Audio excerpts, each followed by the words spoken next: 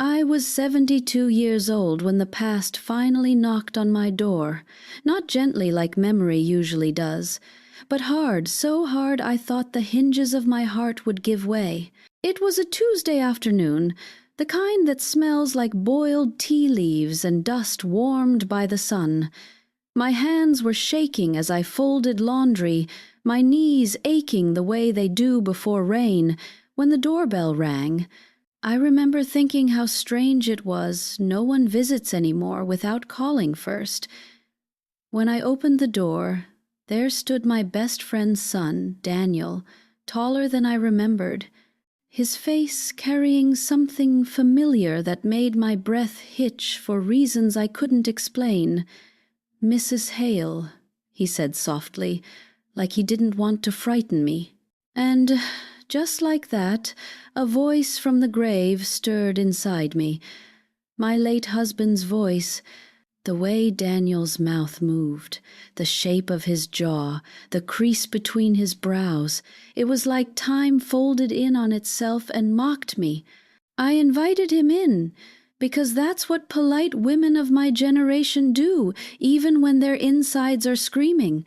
We sat at my kitchen table, the same table where my husband once read the paper and complained about the coffee being too weak. Daniel kept glancing around the room, his eyes landing on the framed photos, our wedding, our anniversaries, my husband smiling like a man with nothing to hide. "You knew my mother well," he said. "Well enough," I replied, forcing a smile. 45 years of friendship distilled into 2 careful words. She had been my shadow once, my confidant, the woman who held my hand when I miscarried at 32 and told me God would surely reward my patience. The woman who stood beside me at my husband's funeral, dressed in black, weeping louder than anyone else. I remember thinking then that grief made people strange. Daniel cleared his throat. "She's been sick," he said. "Before she passed, she told me something, and she said I should come to you." My chest tightened. "Passed." He said it so plainly, like a fact that didn't still carry weight. I hadn't even known she was gone. We'd stopped speaking years ago, not with a fight, but with silence, the most painful ending of all. He reached into his jacket and pulled out a yellowed envelope. My name was written on it in a handwriting I knew better than my own. I didn't open it right away. I couldn't. The room felt smaller, the walls listening. I thought of my husband, buried 10 years now, and how I'd spoken to him at his grave just the week before, telling him how quiet the house had become without secrets to keep. The letter shook in my hands as I read. It was not long. It didn't need to be. She wrote about a summer 40 years ago, about loneliness, about a mistake that wasn't a mistake, she said, because love had been involved, even if it was borrowed, even if it was wrong. She wrote about fear, about choosing friendship over truth, about raising a child with another man's name while praying every night the past would stay buried. Then came the line that split my life clean in 2. "He is your husband's son." The words blurred. My heart roared in my ears. I laughed a sharp, broken sound, because surely grief had finally unhinged me. But Daniel was watching me now, his eyes wet, his hands clenched, waiting for something I didn't know how to give. I looked at him again, really looked. The same dimple on the left cheek, the same way he tilted his head when listening. My husband used to do that when he lied. I remembered every late night he said work kept him, every sudden trip, every argument that ended with him holding my face and telling me I worried too much.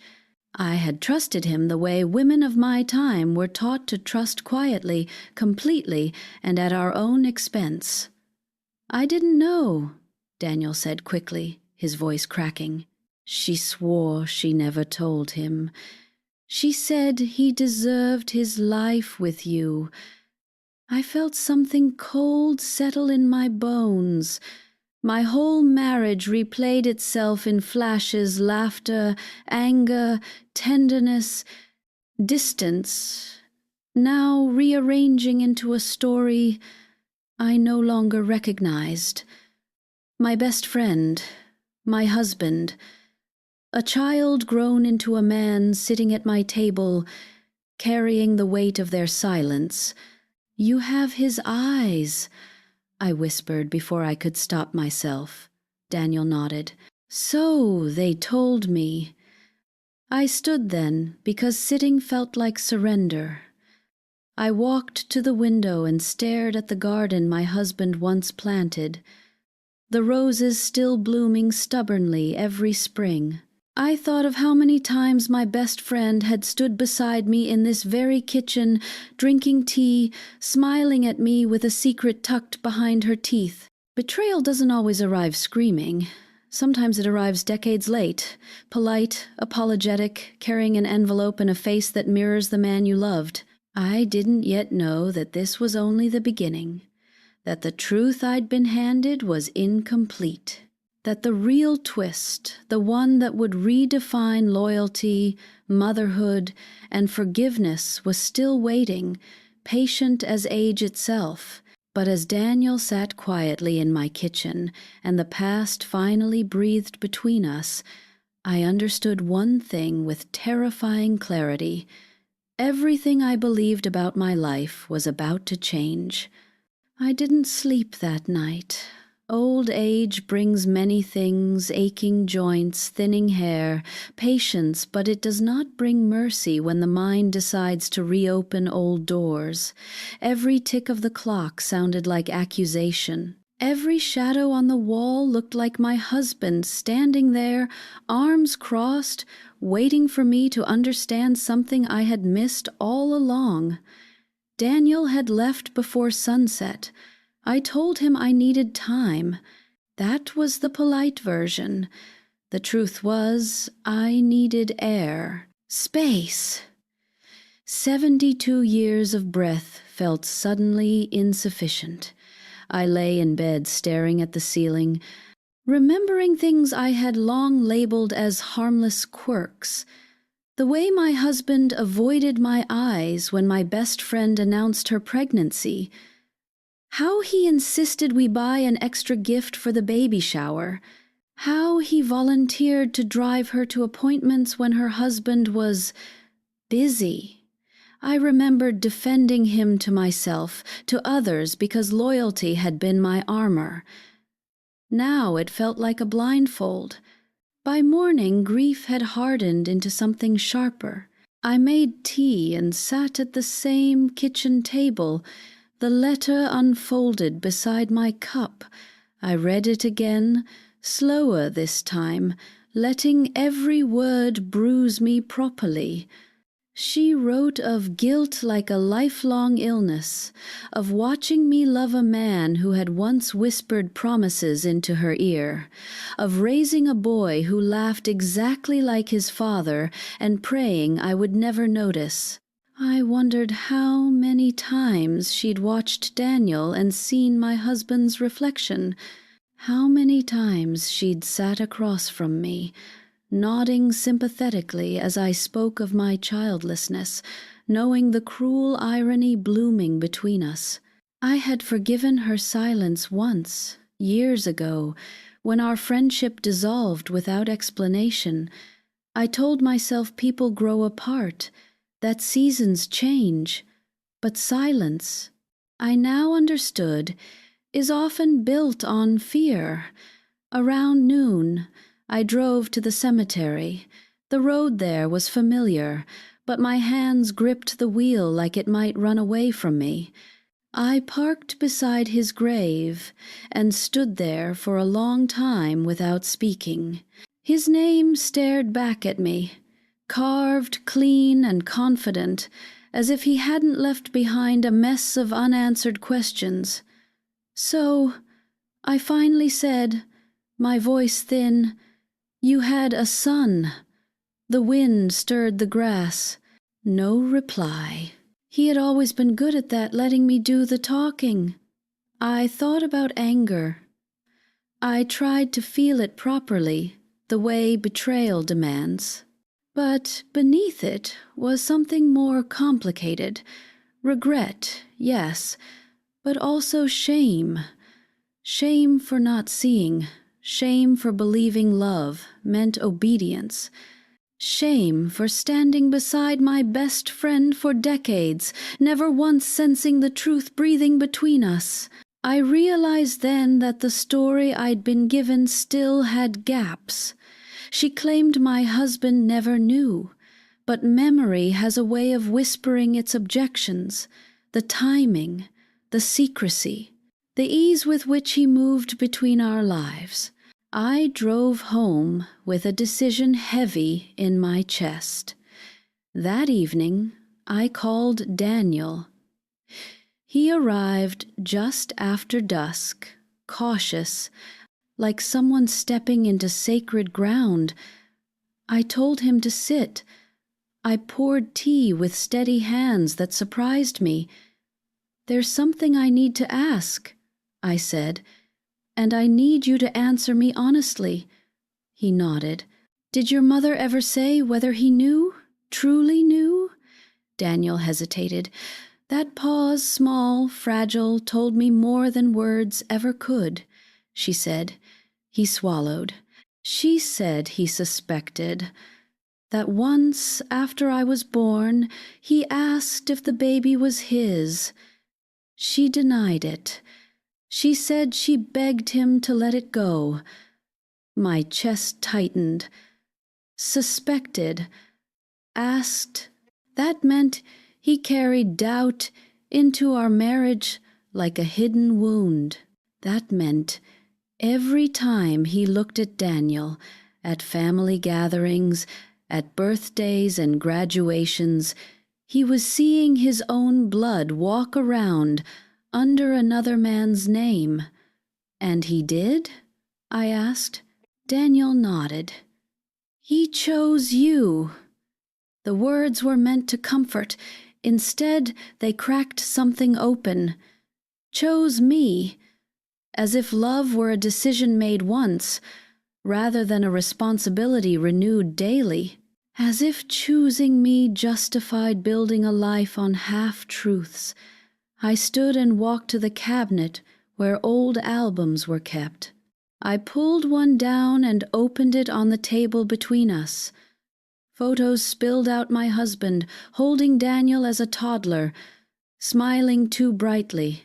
My best friend watching from the background, eyes full of something I had mistaken for pride. Daniel leaned forward, studying them like artifacts of a history he'd never fully been allowed to claim. "She said you were kind," he murmured. "She said that was why she never told you, because it would destroy you." I laughed softly, bitterly. "She underestimated women," I said. "We are destroyed quietly, slowly, over years." Silence settled between us. Not hostile, heavy. "I don't know why I'm here," Daniel admitted. "Part of me wanted answers. Part of me wanted, I don't know, family." The word hung there, fragile as glass. I looked at him, this man who carried my husband's blood but none of his sins, this child born of betrayal but shaped by honesty, at least now, and something unexpected stirred in me. Not resentment, not hatred, recognition. I had spent my life believing motherhood had passed me by, that the crib we never bought, the name we never chose, were symbols of absence. Now fate had returned in an unfamiliar form, asking a question I wasn't sure how to answer. "You didn't ask for this," I said quietly. "No," he replied, "but I can't unknow it either." I nodded. Neither could I. As he left that night, I realized something unsettling. My grief was changing shape. It was no longer just about betrayal. It was about possibility, about the dangerous, late-in-life realization that truth doesn't only take, it also offers. I stood alone in the kitchen long after the door closed, staring at the photographs, the letter, the life I thought I'd lived. I still didn't know the full truth. I still didn't know what my husband had chosen in the end. But I knew this. The past was no longer content to stay buried, and the next truth, waiting to surface, would force me to decide who I really was, just a wife betrayed, or something far more complicated. I thought I had made peace with ghosts long ago, but peace, it turns out, is a fragile agreement. It shatters easily when memory decides to testify. After Daniel left that second night, I locked the door and leaned my forehead against the wood, breathing like I had just survived something dangerous. The house felt different now, smaller, as if the walls had been listening all these years and were finally allowed to whisper back. I wandered room to room, touching objects the way mourners do at estate sales, slowly, reverently, searching for proof of meaning. My husband's armchair still carried the faint dip of his body. His old sweater hung in the closet, smelling faintly of dust and aftershave. I pressed it to my face and cried for the man I thought I knew, and for the man I never did. Memory began betraying me in pieces. There was a Christmas when my best friend insisted Daniel sit next to my husband at dinner. She laughed too loudly, watched too closely. I remembered how my husband carved the turkey with unusual care that year, glancing at the boy as if measuring something invisible. I had chalked it up to sentimentality. Men get strange around children, I told myself then. I was very good at telling myself things.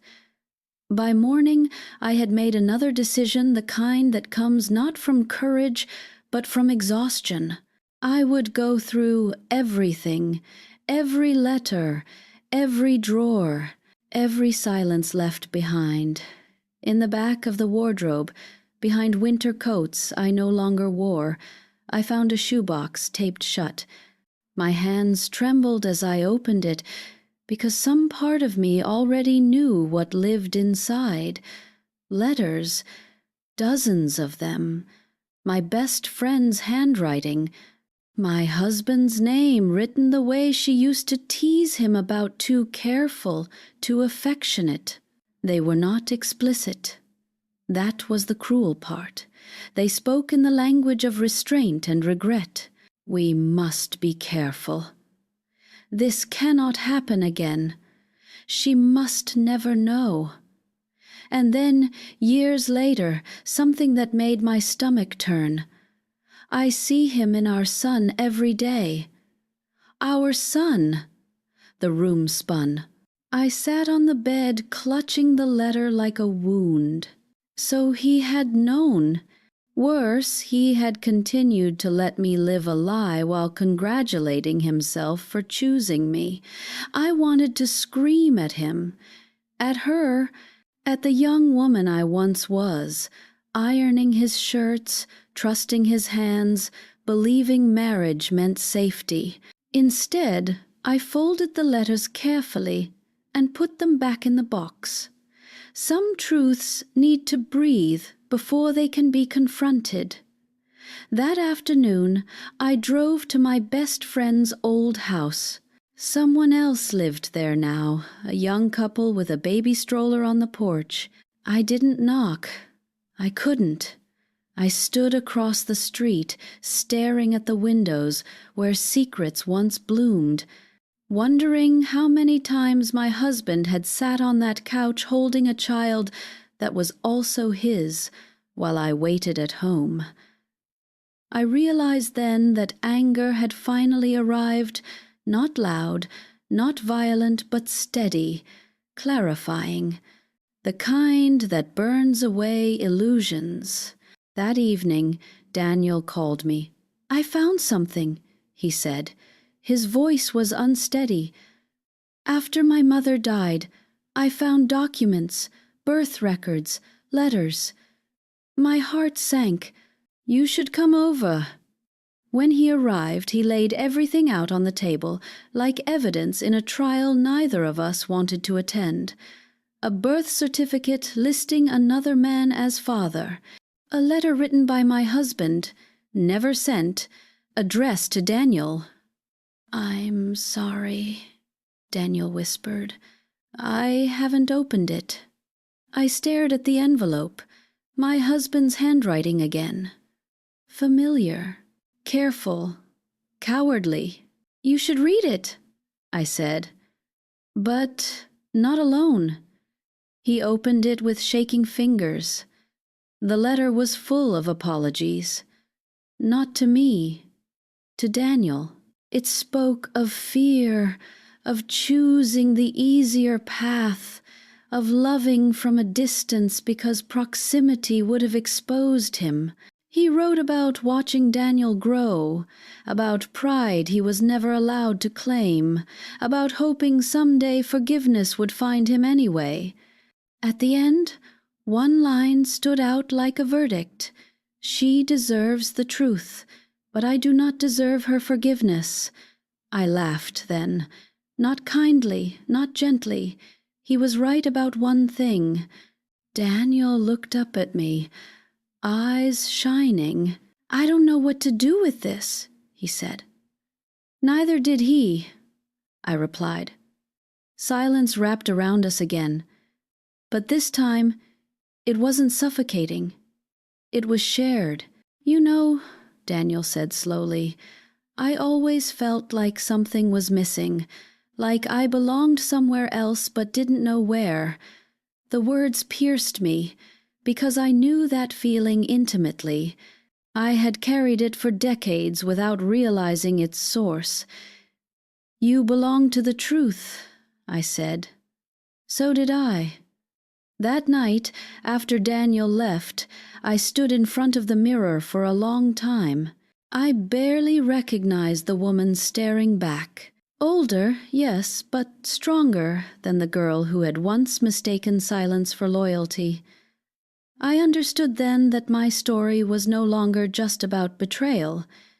It was about inheritance, about what gets passed down when truth is withheld, about how secrets warp love into something smaller than it should be. And I understood something else, something that frightened me more than anger ever could. I was not finished living. The revelation had not ended me. It had awakened me. But the hardest part still lay ahead, because knowing the truth is one thing. Deciding what to do with it, who to forgive, who to claim, and who to become was another entirely. And soon I would be forced to make a choice that would redefine family itself. The days that followed moved strangely, like time had lost its usual discipline. Morning and evening blurred together, and I found myself speaking aloud to empty rooms, rehearsing conversations I could no longer have. I argued with my husband while watering the plants. I scolded my best friend while folding towels. Old age, people say, makes you forget, but I was remembering too much. Daniel began calling every day, not always with questions. Sometimes just silence on the line, the comfort of knowing someone else was awake with the same thoughts. I realized how lonely he must have felt growing up, standing beside a man he called father, sensing something unspoken, humming beneath his life, while the real truth hovered nearby like a ghost no one named. One afternoon, he asked if we could walk together. We chose the park near my house, the one my husband used to jog through before his knees gave out. The leaves were turning, falling without drama, accepting their season. I envied them. We walked slowly, my arm looped through Daniel's without ceremony. People passing by smiled at us the way they do at obvious family. The irony was almost cruel. "Do you ever wish you had confronted them?" he asked suddenly. My mother? Him? I thought about it carefully. About the young woman I once was, hungry for harmony, trained to keep marriages intact, even at the cost of self. I wish I had known I was allowed to ask, I said. In my time, women were taught that suspicion was uglier than betrayal. He nodded. She carried that guilt her whole life. I know, I said softly, but guilt does not cancel harm. It just keeps it alive longer. We sat on a bench. Daniel stared ahead, his jaw tight. I loved my mother, he said, and the man who raised me. But now I don't know where to place him. Your husband. The word landed heavy between us. I surprised myself by saying, "You can place him where he belongs. As your father, and as my husband. Both things can be true, even if he failed at both in different ways." Daniel looked at me then, really looked at me, like he was seeing not an elderly widow, but a woman still choosing her shape. That night, alone again, I made the most difficult decision of my life. I gathered the letters, the shoebox, the unsent apology, and placed them neatly on the table. I lit a candle, not for drama, but because it felt right. I read everything once more, calmly this time, letting the truth wash through me without resistance. Then I burned them, not out of denial, not out of mercy for the dead, but because I refused to let their secrecy dictate the rest of my life. Ash drifted upward, carrying decades of fear and justification with it. I cried as the paper curled and blackened, not for them, but for myself. The next morning, I called my lawyer. I had no children. That had always been spoken like a closed chapter. But the law, like truth, allows amendments. When Daniel arrived later that week, I told him to sit. My hands were steady now. "I've made arrangements," I said. "Nothing you need to decide today, or ever, if you choose not to." He looked frightened. "Arrangements?" "I've added you," I said gently, "to my will. Not as compensation, not as obligation, but as acknowledgement." His eyes filled instantly. "I didn't come for that," he whispered. "I know," I said. "That's why you deserve it." He broke then, quietly, like men do when they've been strong too long. I held him as best I could, my thin arms around a grief that was finally allowed to exist. "I don't know what to call you," he said eventually. I smiled sadly. "You don't have to call me anything yet." Weeks passed, then months. We fell into something like a rhythm, Sunday lunches, shared silences, small traditions forming where none had existed before. People began assuming he was my son. I didn't correct them. I didn't confirm it either. Labels felt unnecessary. What mattered was presence. One evening, as we washed dishes together, Daniel said, "She always feared you'd hate her if you knew." I paused. The water kept running.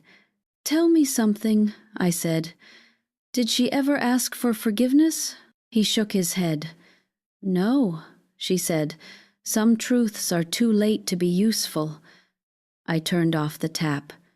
"She was wrong," I said quietly. "They're late, but they're never useless." That night, I dreamed of my husband. He stood younger than I'd ever known him, holding a baby. He looked ashamed. I woke before he spoke. I didn't need to hear it anymore. The final realization came not with thunder, but with clarity. I had not been robbed of motherhood. It had simply arrived late, wearing a complicated face, asking to be accepted rather than claimed. I no longer felt like a victim of betrayal. I felt like a woman who had survived one era of silence and chosen a louder, braver ending.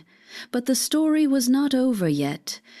Because the final twist, the one neither of them had anticipated, was this: in choosing to acknowledge Daniel, I was not correcting the past. I was finally choosing myself. The body remembers what the heart tries to reorganize. That is something no one tells you when you reach my age. Even after I had made my decisions, after the letters were burned, the will amended, the routines established, my body still reacted before my mind could catch up. A tightening in the chest when Daniel laughed the way my husband used to. A sudden wave of nausea when someone mentioned my best friend's name in passing, as if it were still safe to say aloud. Healing, I learned, is not linear. It circles back on itself like a stubborn habit. One afternoon, months after the truth had settled into our lives, Daniel asked if we could visit his childhood home together, not the house itself, but the town.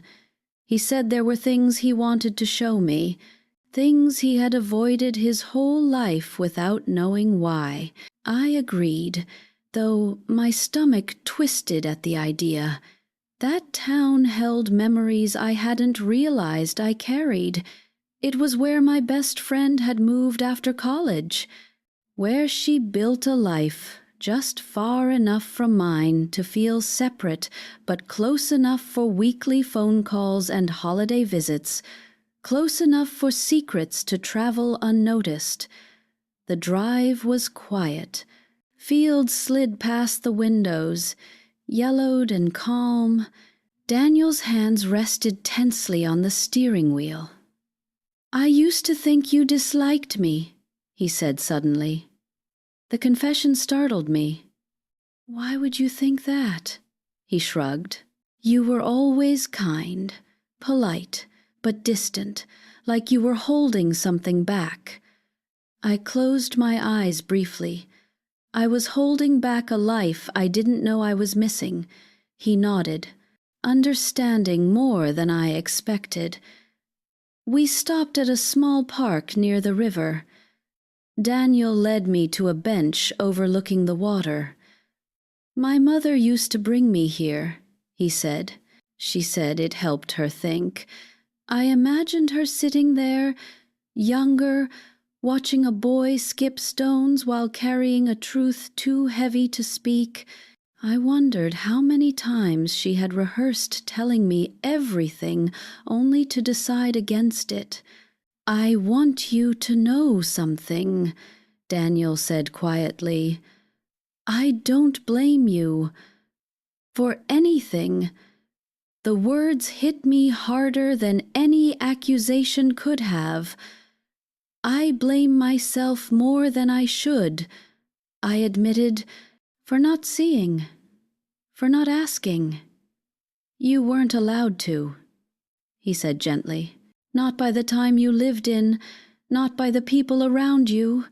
We sat in silence, the river moving steadily, unconcerned with human regret. Later, we visited the cemetery where his mother was buried. I had avoided this place, telling myself it was unnecessary, that the past didn't need ceremonies, but standing before her grave, I realized how wrong I had been. Her name looked smaller, carved in stone, than it ever had in life. "I don't know what to say," I whispered. Daniel stood beside me, hands folded.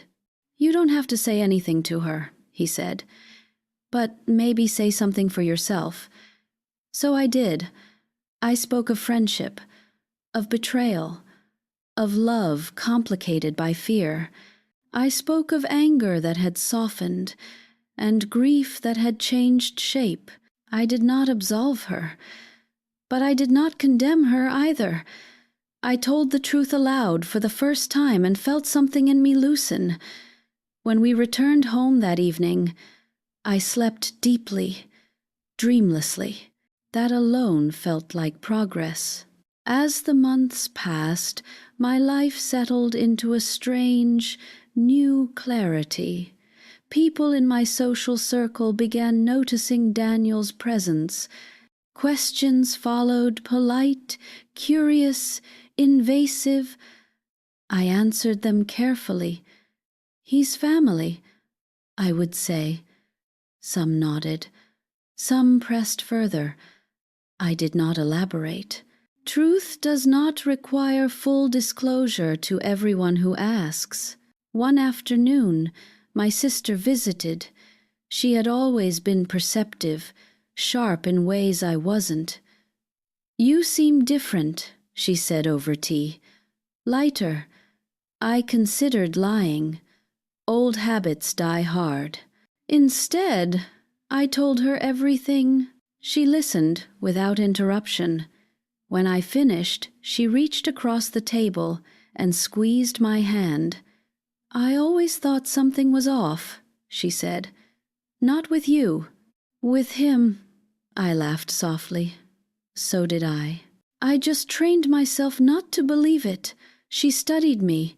And now I believe myself," I said.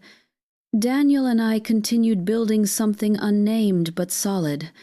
We argued occasionally about politics, about books, about whose turn it was to host dinner. It felt normal, earned, real. One evening, he brought over an old photo album. Inside were pictures I had never seen my husband at a distance, watching a school play, standing across the street during a graduation party. Always there, never stepping forward. "He loved you," Daniel said quietly, watching my reaction. "In the only way he knew how." I closed the album. "Love without honesty is just fear dressed up nicely," I replied. "I won't romanticize his cowardice." Daniel nodded, relieved. "Thank you." "For what?" I wondered. "For telling the truth? For refusing to rewrite history to make it kinder?" That night, alone again, I realized something important. I no longer felt the need to defend my husband's memory. For years, I had protected it like a fragile heirloom, polishing away flaws, explaining inconsistencies. Now, I allowed him to be what he was, a man capable of love and deception in equal measure, and that freed me.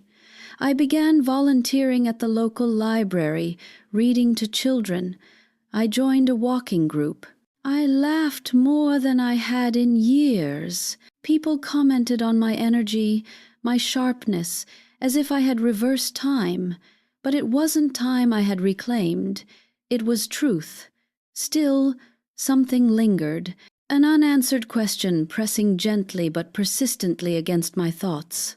Daniel was my husband's son, but who, truly, was he to me?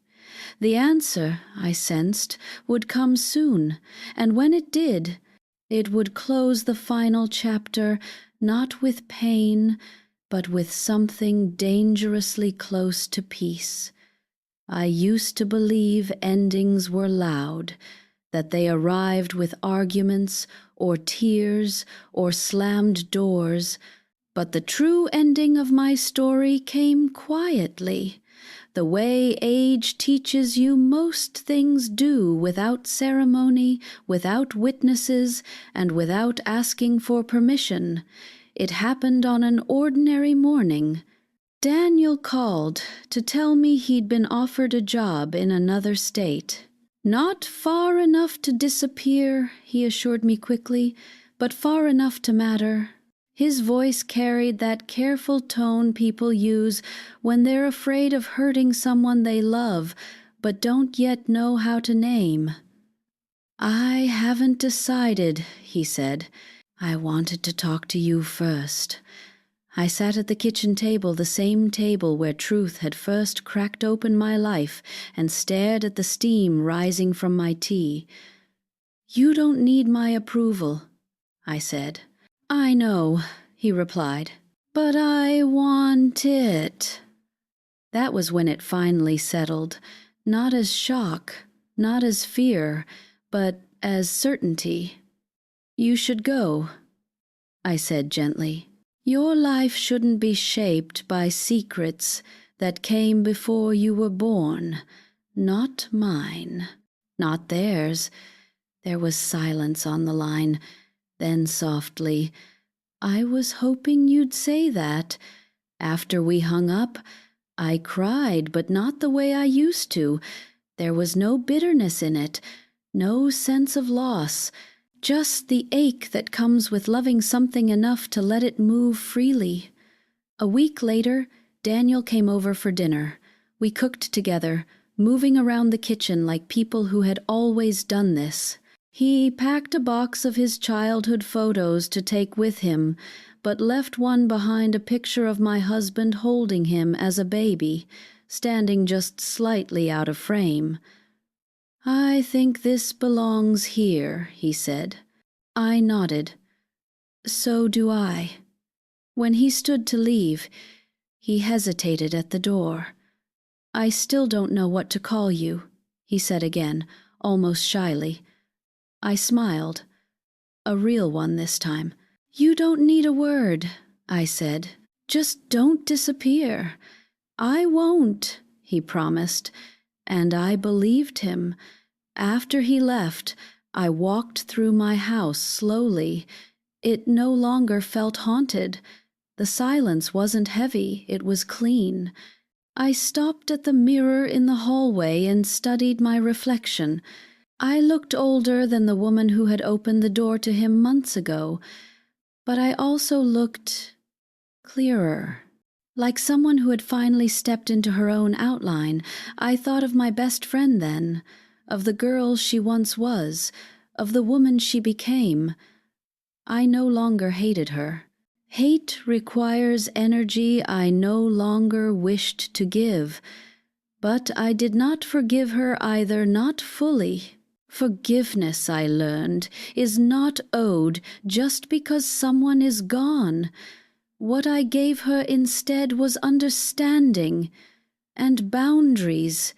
Even in death, I visited her grave one last time alone.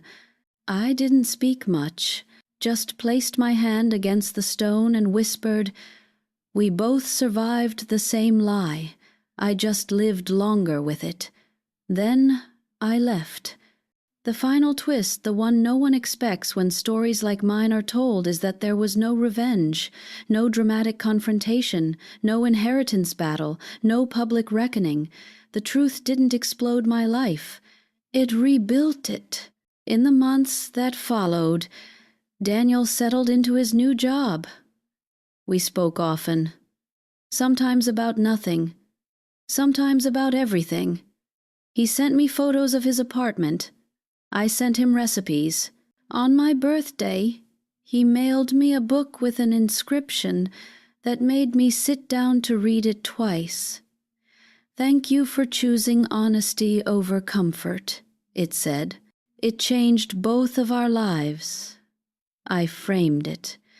People still ask me sometimes if I regret knowing the truth so late, if I wish I'd gone to my grave believing the simpler version of my marriage. I tell them no, Because ignorance is not peace. It is just silence pretending to be safety. I lived most of my life being a good wife, a loyal friend, a quiet woman, but I will end it as something else entirely. A woman who faced the truth when it finally arrived. A woman who did not let betrayal define her.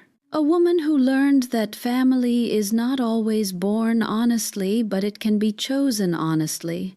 My husband had a secret child, and in the end I gained something I never expected. Not a son by blood, not a marriage redeemed, but myself whole, awake, and finally free. And that, at my age, is the most honest ending anyone could hope for. The truth is, even after an ending settles into place, life keeps breathing around it. Stories don't slam shut. They soften, they age, they learn how to live with what they've become. Months passed, then a year. My days grew quieter, but not emptier. Quiet is different when it's chosen.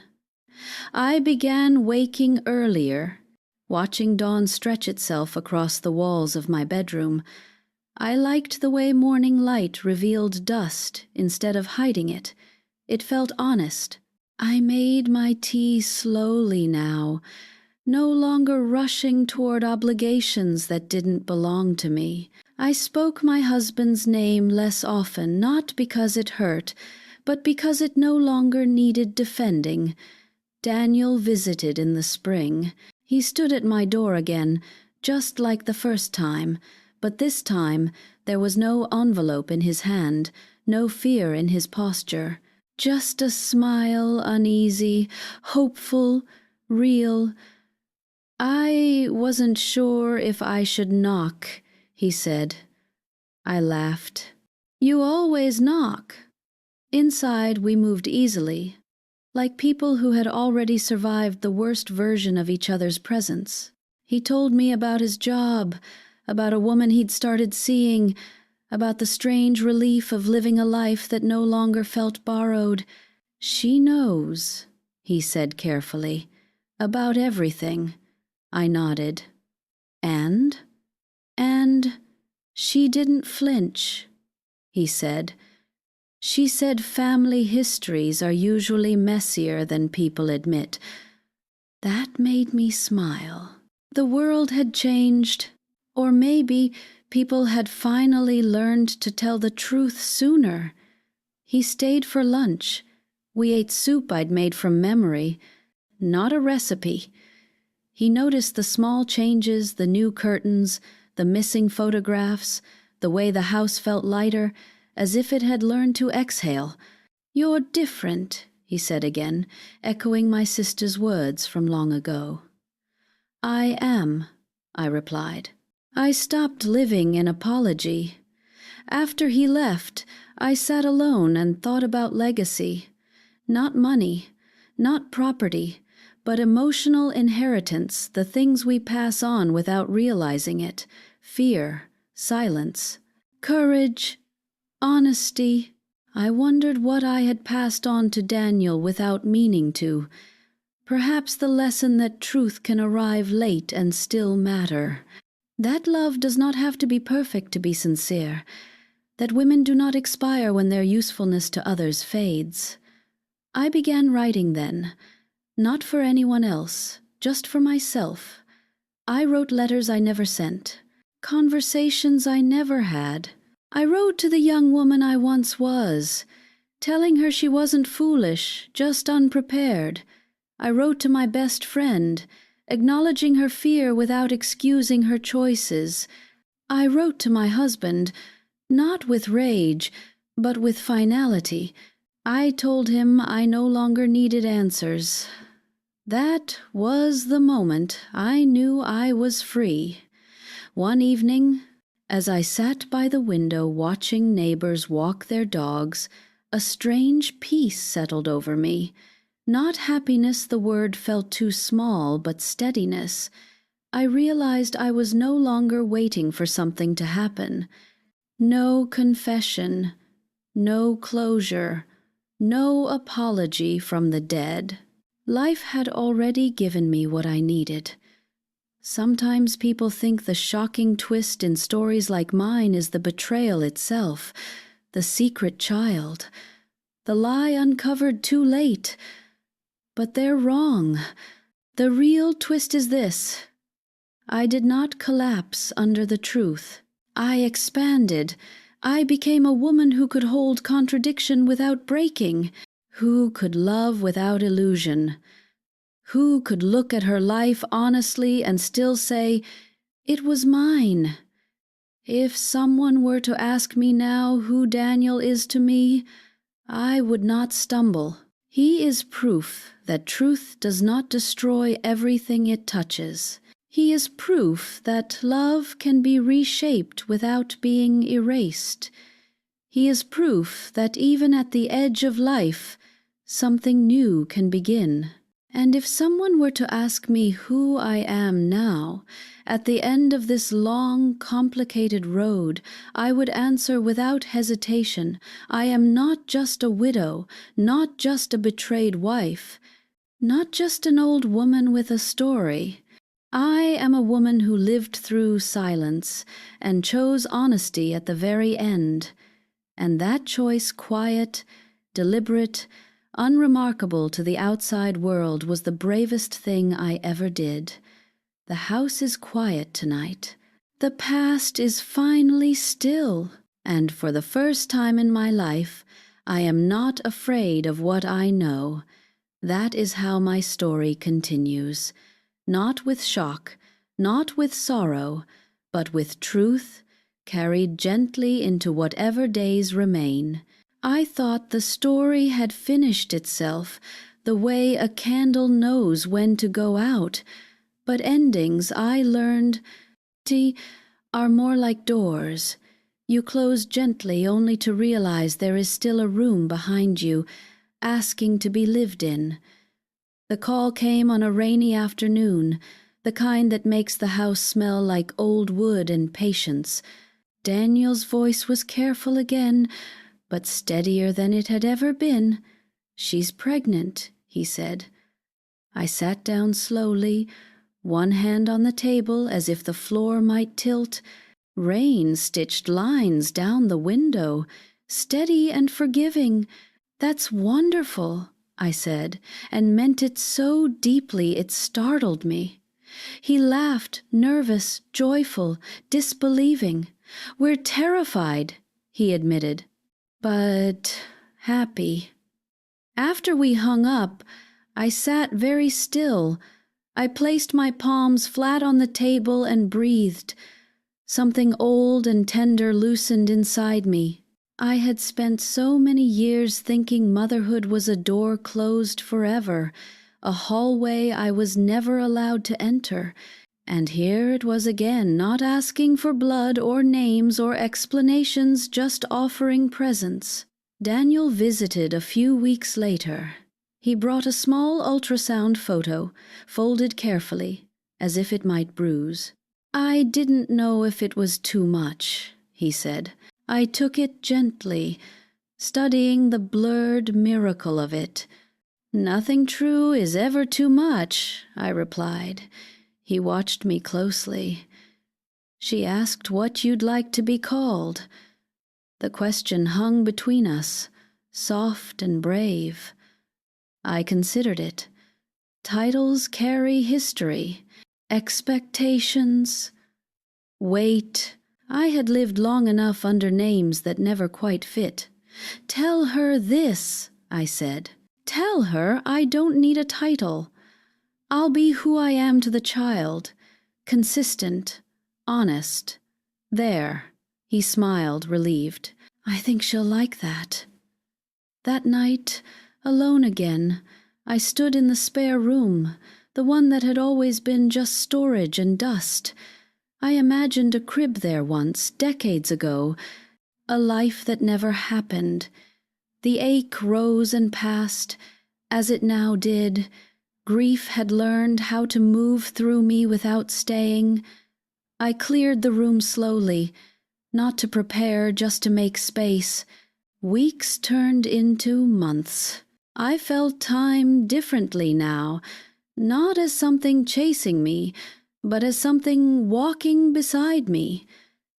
I grew more selective with my memories, choosing which ones to hold close and which to let fade without ceremony.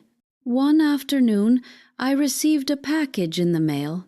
Inside was a knitted blanket, pale blue, with a note in careful handwriting. For the one who taught us that truth can arrive late and still be a gift. I pressed the blanket to my chest and laughed through tears. My hands, once empty of inheritance, were now full of meaning. I visited the cemetery one last time, not my husband's this time, but my best friend's. I stood there quietly, rain misting my hair, and spoke without bitterness. "Your secret didn't end me," I said softly. "It changed me. I hope that counts for something, wherever you are." I didn't wait for an answer. At home, I made tea and sat by the window. Children played in the street, their laughter sharp and alive.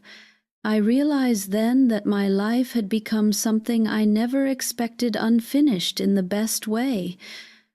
When people ask me now what the hardest part was, I tell them the truth. It wasn't discovering the betrayal. It wasn't realizing my husband had lived a double truth. It wasn't even losing my best friend twice, once to silence, once to death. The hardest part was letting go of who I thought I had to be to survive it. A good wife, a forgiving friend, a woman who kept the peace by swallowing it. I am none of those things anymore.